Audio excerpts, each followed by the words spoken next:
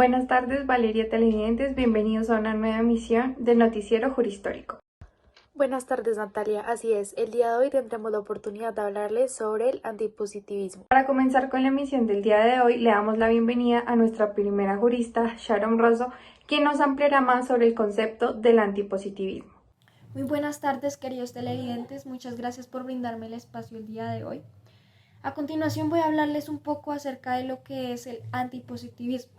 Bueno, este es un punto de vista en las ciencias sociales según el cual los académicos deben necesariamente rechazar el empirismo y el método científico en el desarrollo de teorías sociales y de investigaciones. Es una reacción al positivismo en donde critica la búsqueda de leyes generales y universales, pues estas dejan de lado los elementos que no pueden ser generalizados.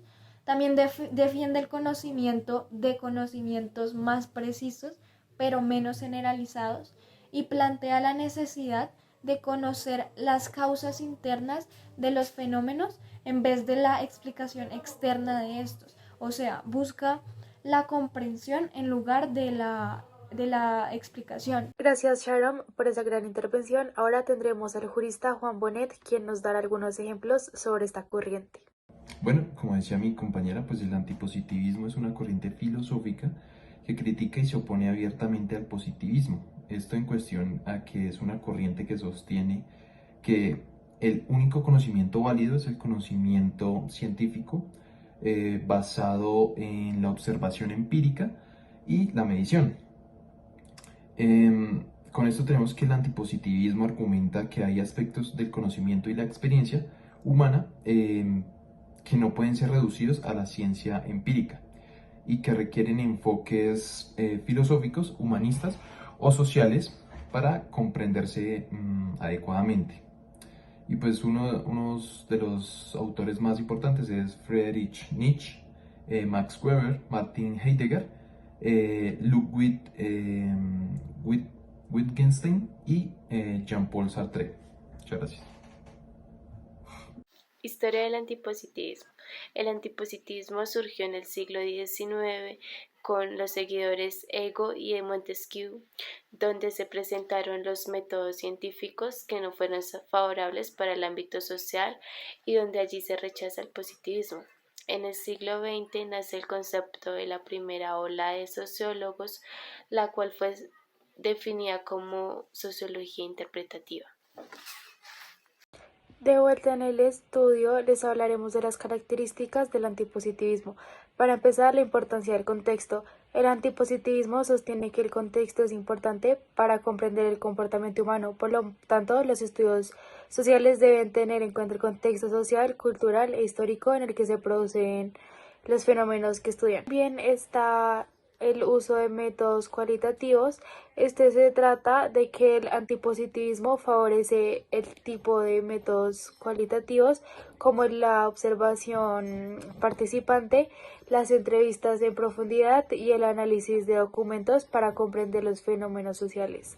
Para continuar con las principales características del antipositivismo, está el rechazo de esta corriente hacia el método científico, ya que sostiene que el método científico basado en la observación, la medición y la experimentación no es aplicable a las ciencias sociales. Esto se debe a que las ciencias sociales se caracterizan más por la subjetividad, la intencionalidad y la creación de significados. Asimismo, estos aspectos no pueden ser cuantificados y tampoco reconocidos por la subjetividad. El antipositivismo reconoce que el conocimiento es subjetivo, ya que está influenciado por las experiencias, los valores y las creencias del investigador. Aclarando estas ideas, le damos la bienvenida a Valentina Garzón, quien nos aclarará las diferencias entre el positivismo y el antipositivismo.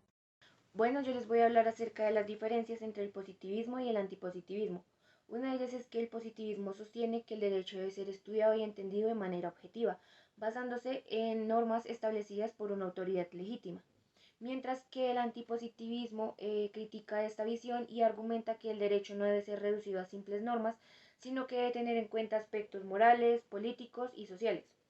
Otra de sus diferencias es que el positivismo se basa en la idea de que el conocimiento debe ser verificable y empírico, mientras que el antipositivismo cuestiona la posibilidad de un conocimiento objetivo y sostiene que es necesario considerar aspectos objetivos y contextuales.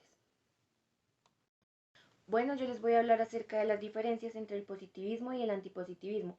Una de ellas es que el positivismo sostiene que el derecho debe ser estudiado y entendido de manera objetiva, basándose en normas establecidas por una autoridad legítima, mientras que el antipositivismo critica esta visión y argumenta que el derecho no debe ser reducido a simples normas, sino que debe tener en cuenta aspectos morales, políticos y sociales.